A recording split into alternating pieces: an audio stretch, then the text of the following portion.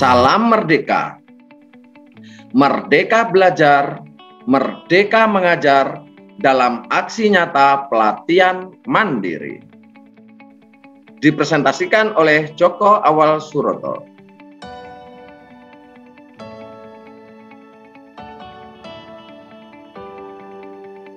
Dalam modul Merdeka Belajar terdapat 5 modul. 5 modul tersebut adalah yang pertama, mengenali diri dan perannya sebagai pendidik. Yang kedua adalah mendidik dan mengajar. Yang ketiga, mendampingi murid dengan utuh dan menyeluruh. Yang keempat, mendidik dan melatih kecerdasan budi pekerti. Dan yang kelima adalah pendidikan yang mengantarkan keselamatan dan kebahagiaan.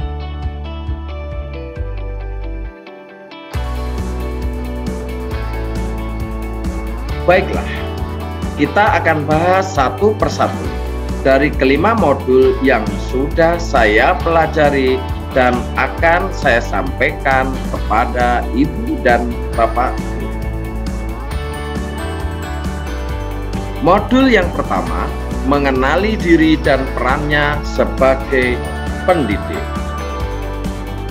Dalam modul 1 ini ada 2 materi, yaitu apa peran saya sebagai guru dan ingin menjadi guru seperti apa saya.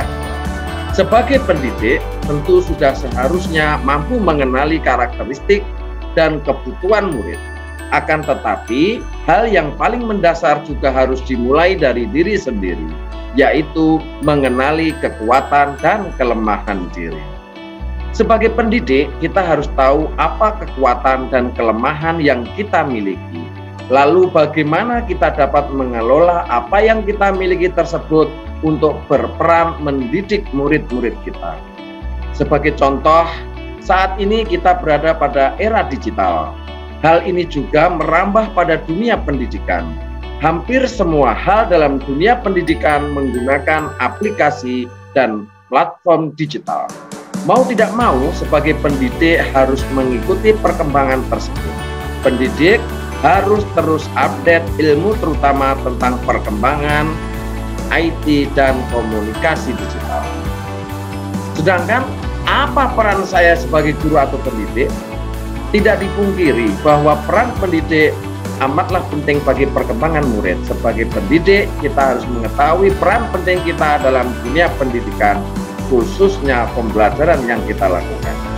Sebagai pendidik harus terus berinovasi dan mengemban tugas, harus terus mengembangkan diri baik teori-teori pembelajaran maupun praktik-praktik baik dalam pembelajaran. Selanjutnya, ingin menjadi guru seperti apa saya? Murid seringkali terinspirasi dari ibu dan bapak gurunya. Tentu sebagai pendidik kita ingin memberikan pengaruh-pengaruh yang baik di masa depan murid-murid kita. Kita harus memproyeksikan diri menjadi guru seperti apa di masa depan. Agar anak bisa meneladani dari setiap sikap dan perilaku kita dengan harapan ke depannya mereka bisa menerapkan dalam kehidupannya, di mana kehidupan masa depan mereka sangat jauh berbeda dengan kehidupan kita sekarang. Guru harus selalu berinovasi dalam menciptakan suasana belajar yang nyaman dan menyenangkan bagi siswa. Selanjutnya kita akan memaparkan modul 2, yaitu mendidik dan mengajar. Dalam modul 2 ini ada 3 materi, yaitu mendidik menyeluruh, pendidikan selama 1 abad, dan menjadi manusia secara utuh. Kita percaya bahwa sekolah dan pendidikan merupakan bekal untuk murid kita mengisi masa depan. Pertanyaannya adalah, apakah hal-hal yang kita lakukan setiap hari di ruang kelas bisa membantu murid mengisi masa depannya? Apakah praktik mengajar kita sudah cukup menyiapkan murid di masa depan? Tentu jawabannya adalah sudah. Namun masih perlu ditingkatkan dan dikembangkan lagi praktik-praktik baik dalam mengajar di kelas, hinggalah menemukan sebuah formula yang ampuh, yang sakti untuk digunakan dalam pembelajaran di kelas, agar kebutuhan anak akan belajar benar-benar terpenuhi.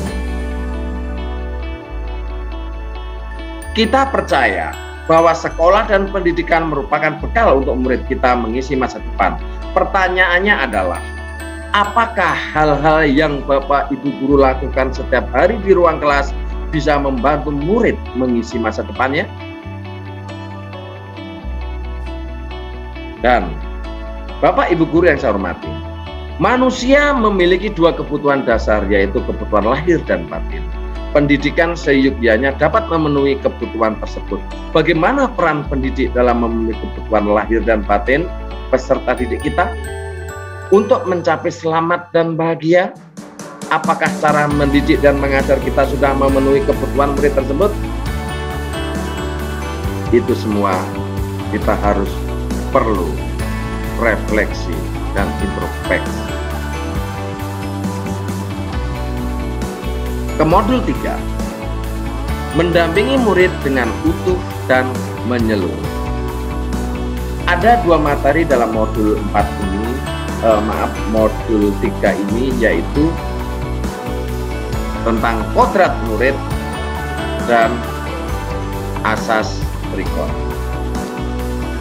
Kodrat murid sebagai pendidik bertanggung jawab untuk mendampingi tumbuh kembang murid, tentu harus memperhatikan beberapa hal terkait latar belakang muridnya.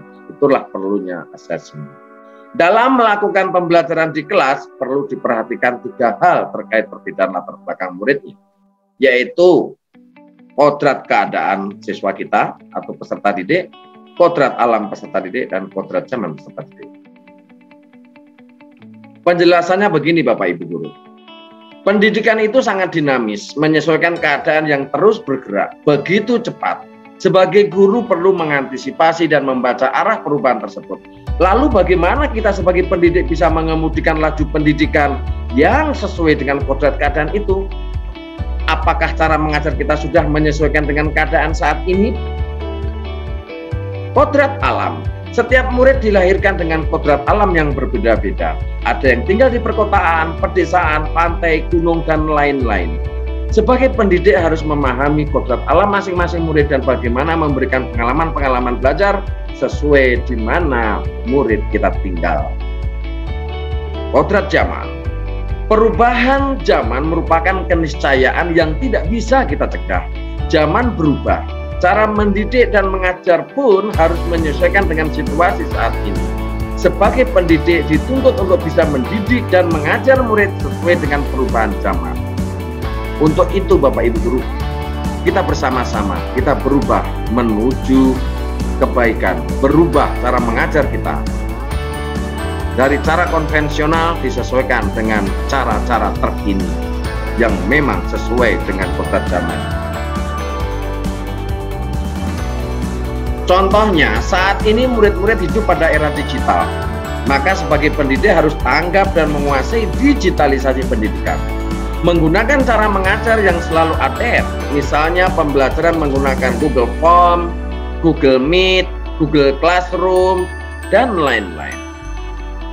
Selanjutnya, asas trikon penting sekali.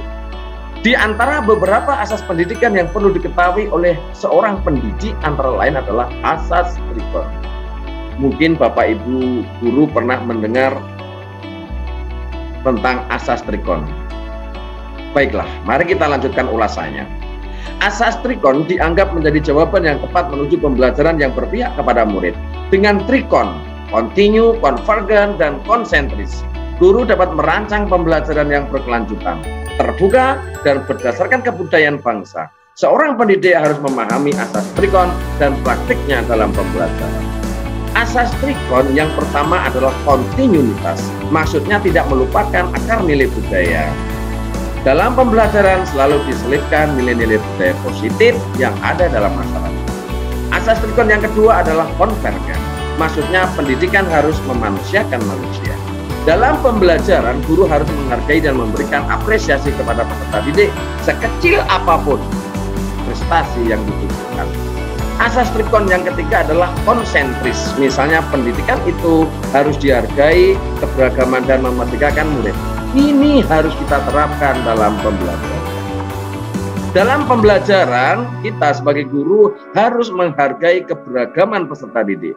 Keberagaman menyangkut latar belakang, keluarga, ekonomi, termasuk keterbatasan fisik. Hal ini menyangkut gaya belajar anak yang harus kita ketahui dan bagaimana cara menerapkannya dalam pembelajaran. Kita lanjutkan Bapak Ibu Guru, modul keempat, mendidik dan melatih kecerdasan budi pekerti. Dalam modul 4 ada dua materi, yaitu budi pekerti dan teori konvergensi dan pengaruh pendidikan. Budi pekerti. Setiap peserta didik memiliki kecerdasan berpikir masing-masing. Kecerdasan berpikir peserta didik harus dapat mengembangkan budi pekerti atau watak murid yang tidak hanya dibentuk di sekolah, tetapi dalam keluarga dan lingkungannya. Sebagai pendidik harus memahami bagaimana watak atau budi pekerti diasah dan dilatihkan kepada siswa. Teori konvergensi dan pengaruh pendidikan. Teori ini berpendapat bahwa hal yang dominan dalam pendidikan anak adalah faktor bawaan atau hereditas. Dalam hal ini, setiap anak membawa potensi yang diperoleh secara genetis dari pendahulunya, termasuk ayah dan ibunya. Fungsi pendidikan adalah mengembangkan potensi bawaan anak yang positif dan menyamarkan potensi bawaan anak yang negatif. Sangat penting modul 4 ini, mendidik dan melatih kecerdasan budi pekerti siswa.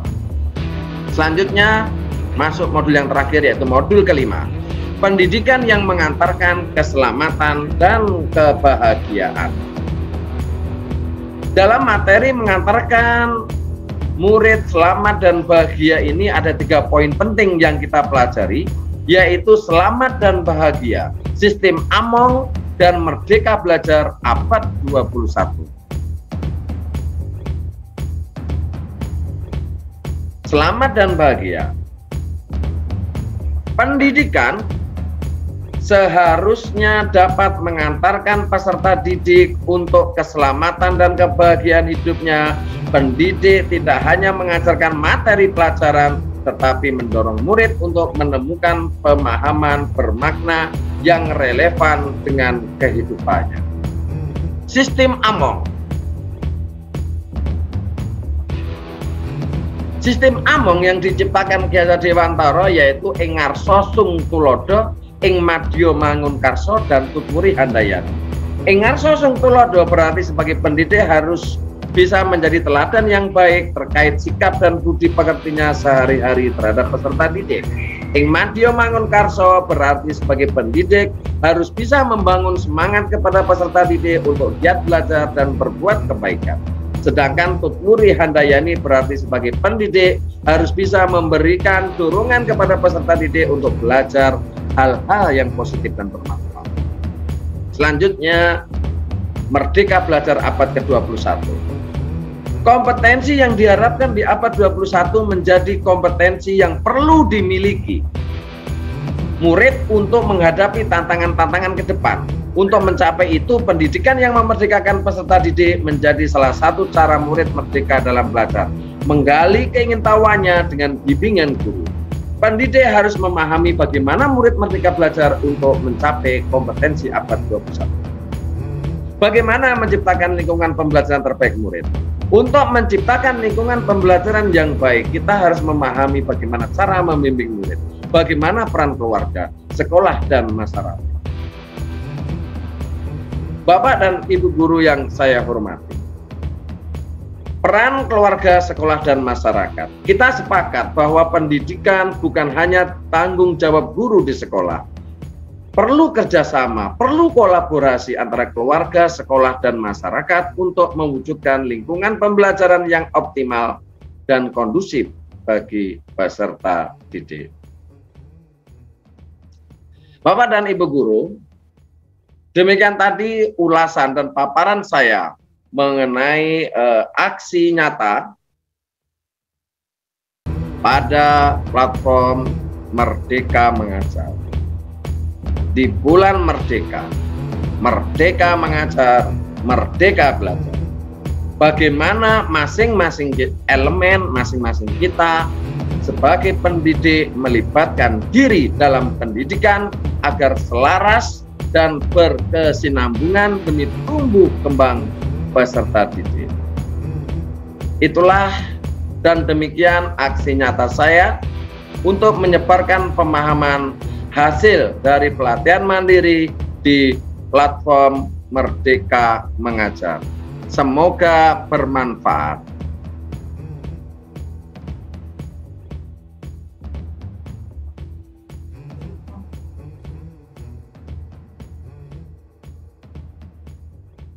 Dan akhir kata, terima kasih atas segala perhatiannya. Salam merdeka, merdeka mengajar, merdeka belajar.